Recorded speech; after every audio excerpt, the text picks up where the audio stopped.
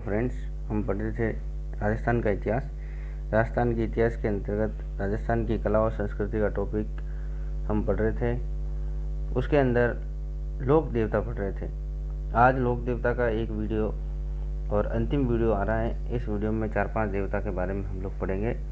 सबसे पहले हम पढ़ रहे हैं तेजा जी के बारे में, जो धोलिया जाट के नाम से भी जाना जाता है। इनका जन्म खड़लाल नागौर में हुआ था 1073 ईस्वी में। इनकी माता का नाम राम कुंवरी था। पिताजी का नाम ताहड़जी धोलिया थे। ताहड़जी धोलिया को बक्सा राम जी धोलिया के नाम से भी जाना जाता है। इतिहास के अंदर ऐसा उल्लेख भी मिलता है। तो आपको ताहड़जी धोलिया अगर आता है कोई ऑप्शन, तो वो भी आपको सही करना है। और बक्सा राम जी धोलिया के नाम से आता है तब भी, क्योंकि ये 1073 के आसपास का हम इतिहास के बारे में पढ़ रहे थे। तो इस वजह से क्या है कि अलग अलग इतिहासकार अलग अलग मत के अनुसार ये ताहड़जी धोलिया भी देते हैं और कोई बक्सा राम जी धोलिया के नाम से भी इनके पिताजी का नाम उल्लेख करते हैं। इनकी पत्नी का नाम पेमल था। इनकी जो बहनें हैं वो राजल और पोंगरी थी। ये इनकी 2 बहनें थी। इनका उपनाम जो है तेजा जी का, वो काला और बाला के लोक देवता के नाम से जाने जाते हैं। काला इसलिए कहा जाता है कि अगर किसी व्यक्ति के सांप काट जाता है, सांप दर्श कर देता है, तो उसके लिए तेजा जी की पूजा अर्चना की जाती है और तेजा जी के नाम का एक धागा बांधा जाता है, जिससे कि उसके वो सांप का जो है जहर न चढ़े और वो सांप के जहर से बच जाए। बाला का मतलब यहाँ पे इस तरीके से है कि नारू रोग होने पर, किसी के भी नारू रोग होता है तो उसके उपचार हेतु बाला कहा जाता है।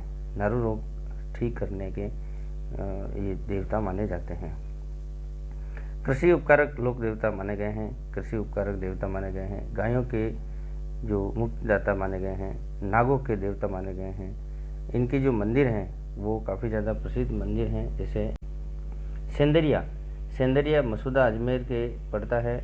यहाँ तेजा जी को सांप ने डसा था। सुरसुरा एक जगह जहाँ किशनगढ़ अजमेर में पड़ती है। यहाँ इनकी श्रमदर्द से मृत्यु हो गई है और यहीं जागीर निकाली जाती है, यानी जागती जोत निकाली जाती है। पनेर एक स्थान है, पनेर से जो कि तेजा जी से संबंधित स्थान रखता है, जो कि रूपनगढ़ अजमेर में पड़ता है। यहाँ तेजा जी का ससुराल है पनेर में। यहाँ के जो पुजारी होते हैं मंदिर में, वो माली समाज से संबंधित होते हैं। तेजा जी ने लाछा गुजरी की गायां, जो कि लाछा गुजरी मेण मीनाओं से छुड़ाने के लिए अपने प्राण त्याग दिए थे। तो लाछा गुजरी की गायों की रक्षार्थ मेर मीणाओं से लड़ते हुए ये अपने प्राण त्याग देते हैं। और इनकी जो छतरी हैं वो नागौर में बनी हुई है, आपको याद रखना है। किसकी? लाछा की छतरी कहाँ पे है? नागौर में। इनके जो प्रमुख मंदिर हैं तो ये जो सेंदरिया, सुरसुरा, पनेर यहीं पे हैं, और परबतसर में भी हैं, भावता में भी हैं, और बासी दुगारी जो कि बूंदी में भी हैं। तो इस तरीके से इनके जो प्रमुख मंदिर हैं वो आपको याद रखना है। जबकि सबसे बड़ा पूजा स्थल खड़नाल नागौर के अंदर है। खड़नाल नागौर, जहाँ इनका जन्म हुआ था। जन्म कब हुआ था? 1073 ईस्वी के अंदर। तो इस तरीके से आपको याद रखना है। तेजा जी को अजमेर ज़िले के मुख्य लोक देवता माने गए हैं। यहाँ तेजा चौक नाम से अजमेर ज़िले में काफ़ी तेजा चौक के नाम से चौक बना हुआ होता है। राजस्थान का अगर सबसे बड़ा चौक अगर कहीं पर भी है तो वो तेजा चौक है, और तेजा चौक ब्यावर में पड़ता है। तो इस तरीके से आपको आंसर देना है। कभी एग्ज़ाम में पूछा जाए कि राजस्थान में सबसे बड़ा चौक कहाँ है, तो आपको याद देना है ब्यावर में। किस नाम से है? तेजा चौक के नाम से। तेजा जी का जो पशु मेला है वो परबतसर नागौर में बढ़ता है। पहले पनेर में बढ़ता था, अब परबतसर में बढ़ता है, और तेजा दशमी को बढ़ता है। भाद्रपद शुक्ल दशमी आती है तेजा दशमी। इस दिन राजस्थान सरकार ने तेजा दशमी के दिन राजकीय अवकाश घोषित किया है। तो तेजा दशमी के दिन राजस्थान में राजकीय अवकाश रहता है, यानी छुट्टी रहती है।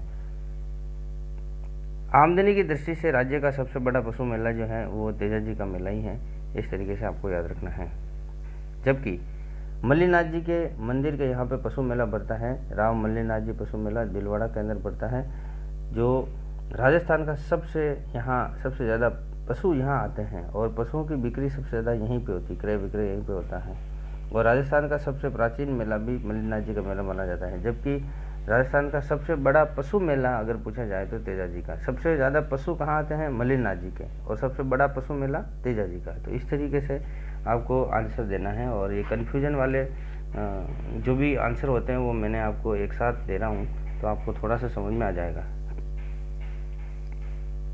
शहरिया जनजाति के लोकप्रिय देवता माने गए हैं ये तेजाजी, और तेजाजी के मंदिर में पुजारी जो होता है वो कुम्हार जाति से संबंधित होता है।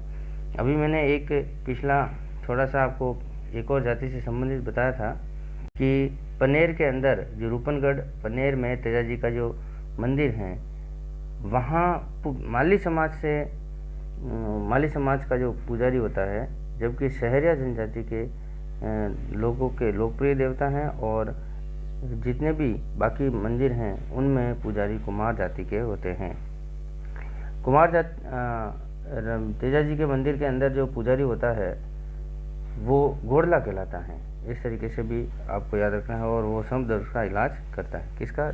सर्पदंश। अगर किसी को सांप खा जाता है तो मंदिर में आते हैं, और मंदिर पर ये जो पुजारी होता है जो कि घोड़ला कहलाता है वो इनका इलाज करते हैं। तेजाजी की घोड़ी का नाम लीलन सिणधारी था, लीलन सिणधारी। तो आपको इस तरीके से याद रखना है। किसान गीत गाते हैं जो कि तेजा गीत कहलाते हैं। जब भी खेत में बुआई का काम करते हैं उस समय ये गीत गाए जाते हैं, तेजा गीत के नाम से जाने जाते हैं। आगे हम देवनारायण जी के बारे में पढ़ते हैं। देवनारायण जी हैं गुर्जरों के आराध्य देव कहलाते हैं। गुर्जर समाज के जितने भी जो जाति से संबंधित लोग होते हैं उनके, और ये देवनारायण भगवान विष्णु के अवतार माने गए हैं। देवनारायण जी की पत्नी का नाम पीपलदे था, और ये भोज और उदय सिंह के जन्म नाम है, उदय सिंह। दूसरा, इनकी जो मंदिर के अंदर ईंटें होती हैं उन ईंटों की पूजा अर्चना की जाती है। इस तरीके से आपको याद रखना है। देखिए, इनका गोटा दड़ावत भीलवाड़ा में एक स्थान है जहां इनका जन्म स्थान है, और प्रमुख मंदिर यहीं पे बना हुआ है जो कि आसीन तहसील के अंदर आता है। इनका घोड़ा का नाम लीला था, जिसको लीलाधर के नाम से जाना जाता है। आपको याद रखना है। इनका जन्म 1300 ईस्वी के अंदर आपको माना जाता है। इस तरीके से भी आपको याद रखना है। इनकी जो मृत्यु है वो देवमाली ब्यावर के अंदर हुई थी। देवमाली ब्यावर अजमेर जिले में पड़ती है, यहाँ मृत्यु हुई थी, और यहीं इनकी समाधि स्थल है। यहाँ पे भी मंदिर बना हुआ है, और यहाँ पे भी मेला पड़ता है। प्रमुख मंदिर अगर पूछा जाए तो आपको कहाँ कहाँ है, देखिए।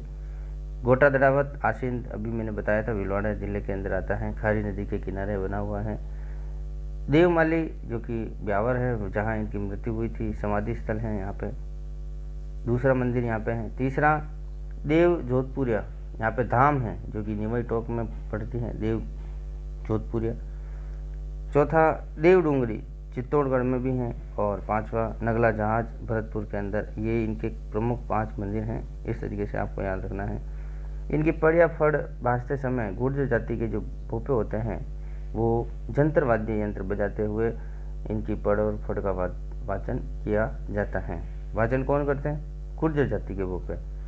आगे देखते हैं, राजस्थान में अगर सबसे बड़ी और सबसे छोटी पड़ किसकी है तो आपको उत्तर देना है देवनारायण जी की पड़ सबसे बड़ी और सबसे छोटी पड़ इन्हीं की है। तो इस तरीके से ये हमने देवनारायण जी के बारे में और तेजा जी के बारे में पूरा डिटेल के साथ पढ़ा। अब हम पढ़ेंगे वीर कल्लाजी राठौड़। ये 4 हाथ के देवता, लोक देवता माने गए हैं, शेषनाग के अवतार माने गए हैं। इस तरीके से भी आपको याद रखना है। देखिए, इनका जन्म 1544 ईस्वी को सामियाना नागौर में हुआ था। और देखिए, मेड़ता जो कि मेड़तिया राठौड़, जेमल मेड़तिया के ये भतीजे थे। इस तरीके से आपको याद रखना है। और मीराबाई के, ये मीराबाई इनकी बुआ हुआ करती थी। ये मीराबाई के भी भतीजे थे। इनके जो गुरु थे वीर कल्लाजी राठौड़ के, वो भैरवनाथ थे। इनकी कुल देवी जो थी वो कुल देवी की पूजा अर्चना करते थे, नागणेची माता। इस तरीके से आपको याद रखते हुए आगे बढ़ना है। मेड़ता से ये क्योंकि मेड़ता पर मुगलों का अधिकार हो गया था, तो मेड़ता से ये चित्तौड़गढ़ आ गए थे। चित्तौड़गढ़ में जेमल और कल्लाजी भी आ जाते हैं, दोनों काका भतीजा। और यहाँ पर चित्तौड़ में महाराणा उदय सिंह का अधिकार था और महाराणा उदय सिंह के यहाँ पे आ जाते हैं। फिर अकबर का आक्रमण होता है, तो उसमें जेमल व फत्ता दोनों केसरिया करते हैं और फूल कंवर जो कि जेमल की बहन थी ये जोहर करती है। तो 1567 में ये तीसरा शाका होता है, इसमें मुग़ल विजय हो जाते हैं। तो इस तरीके से वही जेमल को कल्लाजी राठौड़ ने अपने कंधे पर बिठा दिया था, क्योंकि अकबर की बंदूक से ये घायल हो गए थे जेमल पैर में लगने की वजह से। तो जेमल को कल्लाजी राठौड़ ने अपने कंधे पर बैठाकर युद्ध किया था, जिसमें जिस वजह से ये 4 हाथ वाले देवता माने जाते हैं। देखिए, इनके उपनाम है 4 हाथों वाले लोक देवता। ये बाल ब्रह्मचारी थे, योगी थे और कमधन के नाम से जाने जाते हैं। अकबर से 1567 में जो युद्ध हुआ था 1568 में, ये लड़ते हुए वीर गति को प्राप्त हुए थे। चित्तौड़गढ़ में 7 द्वारपोल है। उन द्वारपोल पर भैरव नाम की जो पोल है, भैरव पोल, उस पर इनकी छतरी बनी हुई है। तो कभी क्वेश्चन पूछा जाएगा वीर कल्लाजी की छतरी कहाँ पे बनी हुई है, तो आपको याद रखना है भैरव पोल चित्तौड़गढ़ में। इनके प्रमुख मंदिर वागड़ क्षेत्र में हैं, 100 से ज़्यादा मंदिर हैं डूंगरपुर और बांसवाड़ा क्षेत्र में। सबसे बड़ा मंदिर सांवलिया गांव डूंगरपुर में बना हुआ है, जो कि प्रसिद्ध मंदिर है। यहाँ काले पत्थर की मूर्ति बनी हुई है। यहाँ पर केसर व अफीम चढ़ाई जाती है। अन्य जो हम कह सकते हैं कि प्रमुख पीठ कहाँ है, प्रमुख सिद्ध पीठ, वो रनेला चित्तौड़गढ़ में पड़ती है। कहाँ पे? रनेला चित्तौड़गढ़। भील जाति के लोकप्रिय देवता माने गए हैं। और जेमल मेड़किया जो कि इनके चाचा हुआ करते थे, इनके जो भाई थे वो वीरमदेव। इस तरीके से आपको याद रखना है। और वीरमदेव के पुत्र कल्लाजी थे। इनकी माता का नाम सहजबाई था और शेषनाग के अवतार मैंने आपको बता भी दिया था। आगे देखते हैं हम राव मल्लीनाथ जी राठौड़। मल्लीनाथ राठौड़, देखिए एक और कन्फ्यूजन वाला क्वेश्चन आता है। देखिए, आर्मी वाला जिला और आर्मी वाली तहसील, ये क्वेश्चन आता है। आर्मी वाला जिला झुंझुनू कहलाता है, जबकि आर्मी वाली तहसील शेरगढ़ जोधपुर वाली कहलाती है। अब देखो, तिलवाड़ा, तलवाड़ा गांव, तलवाड़ी झील, ये जो क्वेश्चन आता है वो देखिए, तलवाड़ा गांव बाड़मेर में पड़ता है, जहां मल्लीनाथ राठौड़ जी का से संबंधित है तिलवाड़ा। और तलवाड़ा बांसवाड़ा में पड़ता है। तलवाड़ा गांव हनुमानगढ़ में पड़ता है और तलवाड़ा झील वो भी हनुमानगढ़ जिले में ही पड़ती है। और तलवाड़ा झील से ही घग्गर नदी राजस्थान में प्रवेश करती है। तो इस तरीके से आपको ये थोड़ा कन्फ्यूजन वाले शब्द मैंने एक साथ लिख के आपको बता दिया। ये राव सिंहा के वंशज माने गए हैं, राठौड़ वंश से। राव सिंहा के बाद आस्थान यानी आस्करण आए थे, उसके बाद राव दुहड़ थे, उसके बाद राव सलखा या सलका के नाम से थे। राव सलका के कोई पुत्र नहीं हुआ था, लेकिन फिर साधु के आशीर्वाद से इनका जन्म हुआ था और इसी वजह से इनका नाम राव मल्लीनाथ रखा था। तो राव मल्लीनाथ के भाई हुए थे राव वीरमदेव। तो राव वीरमदेव के बाद फिर शोभित और जेतराम हुए थे। तो आपको याद रखना है, राव सलका का पुत्र नहीं हुआ था, तो साधु के आशीर्वाद से इनका जन्म हुआ था राव मल्लीनाथ जी का।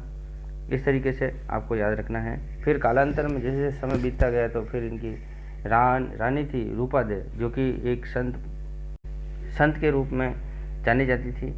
तो रानी रूपादेव के प्रभाव में आकर उगम जी भाटी की ये शिष्यता ग्रहण कर लेते हैं और फिर ये संत बन जाते हैं। राजपाट का जो कार्य है वो अपने भाई को दे देते हैं, छोटे भाई को वीरमदेव के, और वो मारवाड़ के शासक बन जाते हैं। तो इस तरीके से राव मल्लीनाथ जी के बारे में इनके जो मंदिर बने हुए हैं वो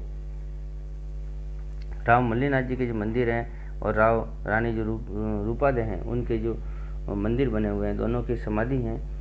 राव मल्लीनाथ जी का जो मंदिर है वो तिलवाड़ा बाड़मेर में यहाँ पे समाधि स्थल है, और रानी रूपादे का जो मंदिर है यहाँ पे समाधि बनी हुई है मालाजाल बाड़मेर के अंदर बनी हुई है। ये मालानी क्षेत्र में पड़ता है। मालानी क्षेत्र आपका इधर बाड़मेर में आता है और ये लूनी नदी के किनारे हैं। राम मल्लीनाथ जी का पशु मेला यहीं पे भरता है। राजस्थान का सबसे बड़ा पशु और प्राचीन मेला भरता है।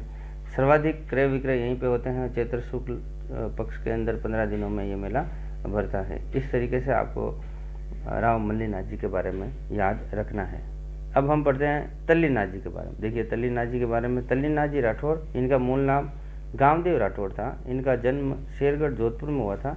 पिता का नाम वीरमदेव जी था और जालोर जिले के मुख्य देवता माने जाते हैं। इनके गुरु जालंधर नाथ थे जो कि नाथ संप्रदाय से संबंधित थे। सिरे मंदिर जालोर दुर्ग के पास यहाँ इनका मंदिर बना हुआ है। जालोर के अंदर प्रमुख मंदिर पांचोटा गांव जालोर में है और इस मंदिर का निर्माण पंचमुखी पहाड़ी पर बना हुआ है। जो पांचोटा गांव है वो कौन सी पहाड़ी पर बना हुआ है? प्रमुख मंदिर पंचमुखी पहाड़ी के ऊपर बना हुआ है। दूसरा, इस जालोर दुर्ग के पास नटनी की छतरी है, याद रखना है। नटनी की छतरी, नटनी का चबूतरा कहाँ पे है? उदयपुर जिले में पिछोला झील के पाल पर, जबकि नटनी की छतरी जालोर जिले में जालोर दुर्ग के पास नटनी की छतरी है। नटनी का बाड़ा, नाथी का बाड़ा नहीं कह रहे, नटनी का बाड़ा वो है आपका अलवद में। इस तरीके से आपको याद रखना है। आगे हम देखते हैं एक छोटे से देवता के बारे में जो कि देव बाबा के नाम से जाने जाते हैं। ये ग्वालों के आराध्य देव माने गए हैं जो कि भील जाति के आराध्य देव भी कहलाते हैं। पशु चिकित्सा का काफ़ी ज़्यादा अच्छा ज्ञान था इनको और इनके जो प्रमुख मंदिर हैं वो नगला जहाज भरतपुर में है। वहाँ इनकी समाधि की पूजा अर्चना की जाती है। तो इस तरीके से आपने प्रमुख लोक देवता जो कि एग्ज़ाम की दृष्टि से सबसे महत्वपूर्ण रहते हैं और उनसे क्वेश्चन बनता ही है। बाकी अगर कोई लोक देवता से संबंधित क्वेश्चन आता है तो आप एलिमिनेट करके उस आंसर तक पहुंच जाएंगे। ये लगभग 4 वीडियो मैंने लोक देवता से संबंधित, जिसमें पंचपीर और अन्य प्रमुख लोक देवता से संबंधित 4 वीडियो अपन ने पढ़े थे। ये 4 वीडियो इतने इम्पोर्टेंट हैं कि कोई भी एग्ज़ाम में आप इजीली लोक देवता से संबंधित आंसर को सही कर पाएंगे। ये मेरा हैंड रिटन नोट्स का प्रयास आपको कैसा लगा, इसकी प्रतिक्रिया लाइक और कमेंट के साथ करें। चैनल पर अगर आप नए हैं तो इसको सब्सक्राइब कीजिए, अन्य तक पहुंचाने के लिए शेयर कीजिए। चलिए मिलते हैं आगे नए टॉपिक के साथ, तब तक के लिए नमस्कार।